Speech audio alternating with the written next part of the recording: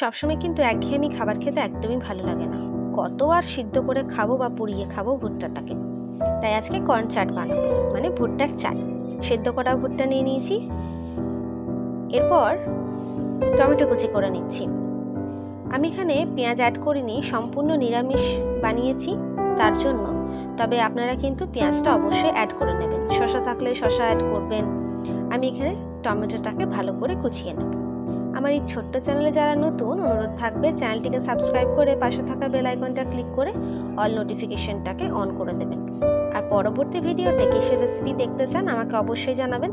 আমি সেই রেসিপির ভিডিও নিয়ে যত শীঘ্রই সম্ভব আপনাদের কাছে চটপট হাজির হয়ে যাব। টমেটো কুচি করা হয়ে গেছে, দিয়ে দিলাম সিদ্ধ করে রাখা ভুট্টাটার মধ্যে। এরপর কুচি করে নেব ধনেপাতা। ধনেপাতা দিলে কিন্তু গন্ধটাই দুর্দান্ত আসে। ধনেপাতা কুচি করে দিয়ে দেব। এই কর্ন চাটটা খেতে দুর্দান্ত লাগে। আপনারা যদি এটাকে ইভিনিং স্ন্যাক্সের মধ্যে সার্ভ করতে পারেন তাহলে কিন্তু মন্দ হয় না। ধনেপাতা কুচিটাকেও দিয়ে দিলাম।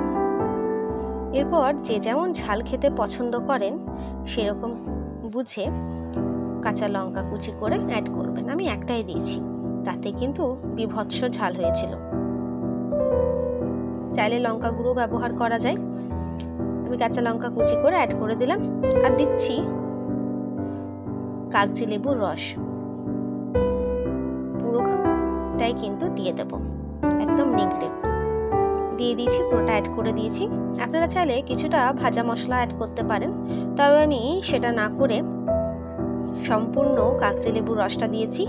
এখন দিলাম জলজিরা, দিয়ে দেব বিট নুন, আর দেব চাট মশলা। তারপর আর কি মিক্স করে ঝটপট সার্ভ করে দেব পরিবারের সকলকে। চলুন, দেখা হচ্ছে পরের ভিডিওতে নতুন রেসিপির সাথে। সুস্থ থাকবেন, ভালো থাকবেন, সাবধানে থাকবেন। আর রেসিপিটি যদি ভালো লেগে থাকে একটু হলেও, তাহলে একটা লাইক, কমেন্ট এবং শেয়ার করতে ভুলবেন না। ধন্যবাদ।